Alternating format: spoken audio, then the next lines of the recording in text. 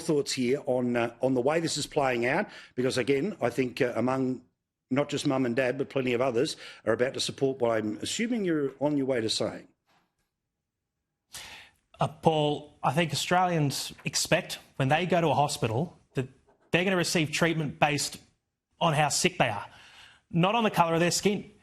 And, you know, it's no surprise this is happening in Victoria, where they've passed legislation to create an Indigenous body. It's exactly what we warned would happen if we were to support The Voice, which is why I'm proud that One Nation stood up first and strongly against The Voice.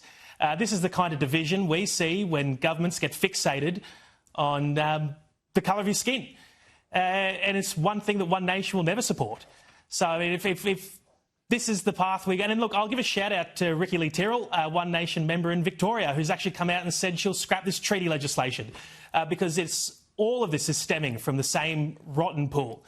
The Australians just expect when you go to hospital, it's based on need, not skin colour. But people need to have trust in the system, and if they have this slow play-the-ball approach to integrity, they're not going to have trust in the system. What do you think about that, and also the broader issues that have been exposed by that report about 2030 and bills? Paul, I can tell you, I've read through that document, and the stuff they left unredacted is so terrifying, I shudder to think what they've had to redact. Look, and it's not normal, this process. The redactions they've got there are extreme. Obviously, the Labor government is ashamed of what is in this report. They know if they were to show it to the people, they would be horrified. Because they know that if people to see the unredacted, they'd see that energy prices are going to skyrocket because of the Albanese Labor government's net zero obsession.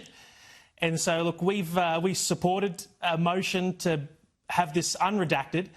And I believe that'll be coming on tomorrow. But and look, it's not unsurprising. I mean, the Labor government promised more transparency. What we've seen is some of the least transparent actions of any government we've seen.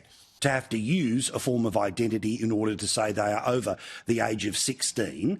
What are your thoughts on whether that is going to be likely the case, or they can narrow this down that really the only people that need to prove it are people, say, 14 to 18? Paul, we are about to see this legislation come into effect. Labor government likes to say that they've brought this in to protect children, but we don't see them taking steps to protect children from things like online pornography. We just don't buy it. We believe this is really about the Labor government looking to control people's lives, to control how they use the internet. And then that's why we're prepared and we're happy to say we'll be introducing legislation to repeal this ban. The Labor government really should be not interfering with this. It's parents' responsibility to control what their children do and don't do on the internet, and that's how it should be.